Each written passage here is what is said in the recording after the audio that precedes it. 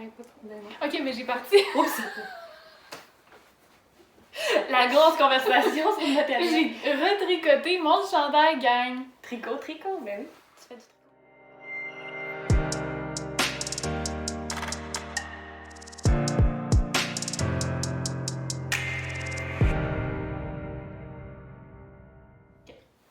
Bonjour, alors on a décidé de revenir avec une capsule dysfonction sexuelle. Aujourd'hui, on aborde le trouble érectile. C'est une des dysfonctions sexuelles qui va être les plus répandues, si on veut, qu'on va retrouver le plus souvent dans nos bureaux chez l'homme. Puis, c'est pour ça aussi qu'on a décidé d'en parler, regarder ensemble là, c'est quoi qui qualifie une dysfonction érectile, c'est quoi les causes possibles, puis qu'est-ce qu'on peut faire aussi quand on a l'impression que c'est ce qui vient d'arriver. Donc, en fait, la première chose qu'il faut dire, c'est qu'un vrai trouble érectile, entre guillemets, c'est quelque chose qui va s'être perpétué dans le temps. Oui. Donc, on dit dans le DSM, dans le dictionnaire de la santé mentale, en fait, qu'on l'utilise pour le diagnostic, que c'est une situation qui doit durer au moins 6 mois. Oui, minimum.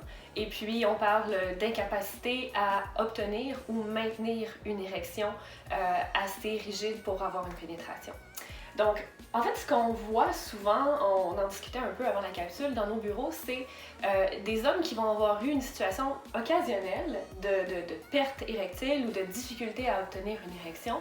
Et souvent, ça va causer une anxiété. Oui. Donc, une des causes principales, c'est l'anxiété. En fait, moi, c'est ce que je vois beaucoup. Vraiment. Moi aussi. Oui. Anxiété ou anxiété de performance, un peu plus spécifiquement.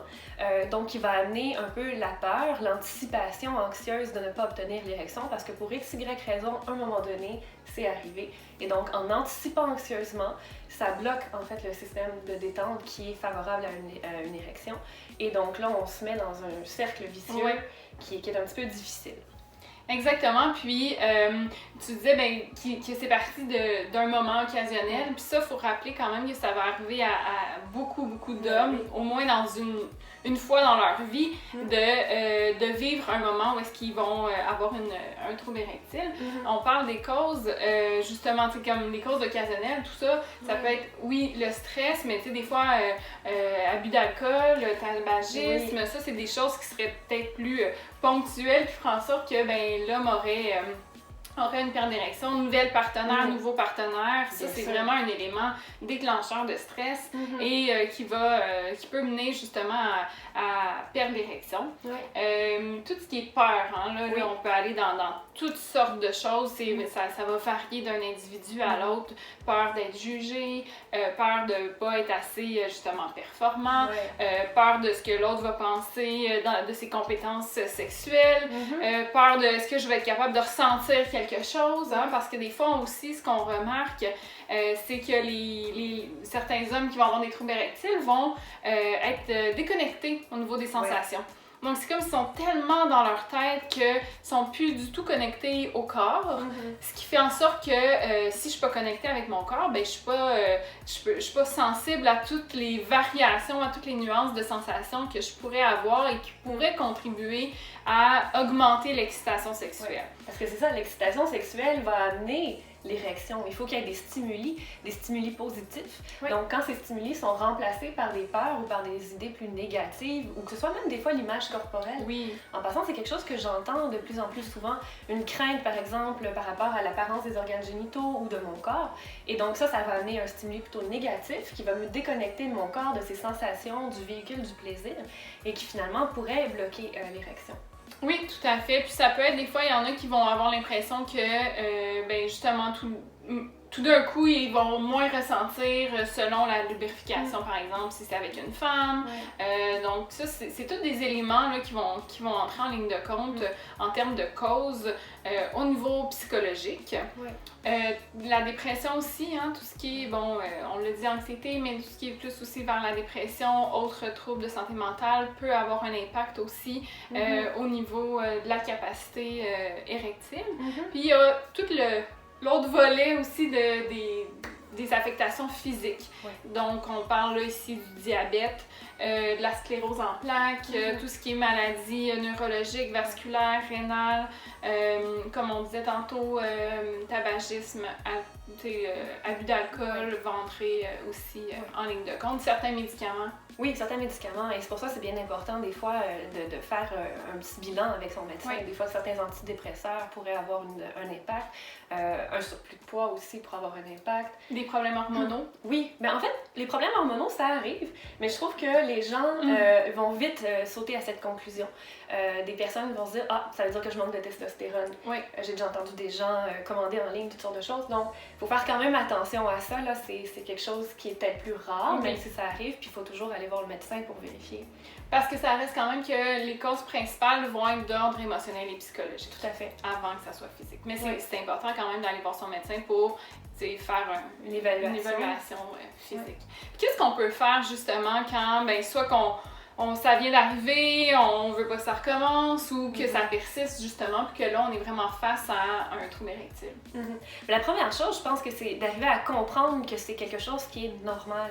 Donc, de ne pas entrer rapidement en mode panique. Donc, autant que des fois, les femmes vont avoir moins de lubrification, mais comme on dit, ça paraît moins. Donc, à ce moment-là, parfois, malheureusement, ils vont le faire quand même ou ils vont utiliser du lubrifiant. Donc, ça n'empêche pas le comportement sexuel de pénétration et donc, on en parle moins. Mais chez certains hommes, le fait de ne pas avoir cette érection-là, dans leur tête, ça fait qu'ils n'auront pas une relation sexuelle complète.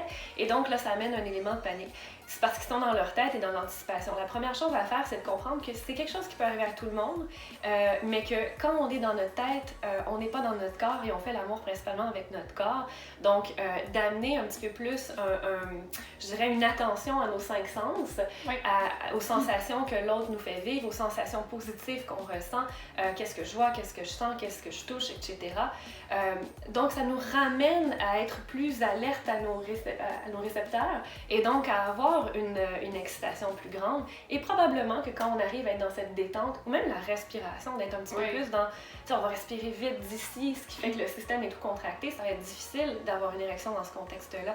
Donc, d'être dans une plus grande détente, plus de lenteur, plus de normalisation face... De toute façon, si mon érection, je ne l'ai pas, on aura d'autres comportements. Ça n'empêche pas tout non plus. Oui, ça n'empêche pas tout, c'est ça. Mais des fois, quand on se dit ça, ça augmente l'élément de panique et donc ça diminue la chance d'avoir une érection. Donc, première chose, observation, normalisation et, j'ai envie de dire, pour que ça rime, respiration et contact avec les 5 sens. Oui, exactement. Puis en même temps, si on est avec un ou une partenaire, on peut justement solliciter l'aide de l'autre personne pour mieux apprendre à qu'est-ce qui me plaît, qu'est-ce que j'aime en termes de caresses variées, explorer tout ce qui est justement autour de la pénétration, si on veut. Tu sais, souvent, on vous a déjà rappelé plusieurs fois l'importance des préliminaires, mais pas juste de comportement de stimulation, mais d'aller plus dans tout ce qui est caresses et autres, câlins, tout ça, qui vont venir stimuler autre chose, qui va être moins, là, l'attention sera plus juste sur le pénis et est-ce que je suis capable ou pas, mais dans toute la globalité du corps, aller chercher des sensations plaisantes et de là, si j'arrive à me connecter à ces autres sensations plaisantes, mais ça se peut très bien aussi que, oups, je remarque qu'il y ait dans le fond, qu'il y ait une excitation supplémentaire suffisante pour amener une érection à ce moment-là. Oui. J'aime beaucoup ce que tu dis, puis je pense que des fois, les hommes vont se mettre beaucoup la pression d'y arriver seuls. Ils voient une femme ou un homme nu, faudrait que j'aie une érection tout de suite. Je pense qu'il faut diminuer aussi cette impression. C'est pas quelque chose nécessairement qui est toujours comme instantané. Il faut se laisser le temps aussi de ressentir ces caresses, ces baisers, etc. Et se dire, je l'aurai un peu plus tard et c'est correct ainsi, ou je peux la perdre temporairement, par exemple, quand je donne du plaisir à l'autre, je peux la retrouver aussi. Moi, je vois beaucoup des gens qui vont avoir peur une fois qu'il y a une perte érectile, disons, en plein milieu, je la retrouverai pas. Mais c'est pas toujours le cas. Ça peut être quelque chose qui peut être retrouvé à nouveau par des bons stimuli, par un imaginaire positif sexuel, etc. Oui, puis justement, tu dis, la crainte que, par exemple, quand on commence à avoir des contacts, un rapprochement, là, il faudrait déjà que j'ai mon érection. Mais non, encore une fois, c'est de ramener ça à un certain niveau, on est dans le standard de tout de suite, le gars doit être prêt. Mais la réalité, c'est pas ça. Autant chez la femme qui a besoin d'une préparation, l'homme aussi peut avoir besoin d'une préparation. Ça se peut que j'étais pas dans ce mode, on vous a déjà parlé du mode sexuel, donc ça se peut que j'étais pas dans mon mode sexuel, fait que là, il faut que je me donne le temps, c'est pas parce que j'en ai il n'y en a pas une à l'instant où on débute les caresses, que ça arrivera pas. Ça fait pas de moi quelqu'un qui tout d'un coup n'est plus capable de performer sexuellement, mais plutôt de dire bon ben je vais me laisser le temps. Ça c'est bien important, effectivement.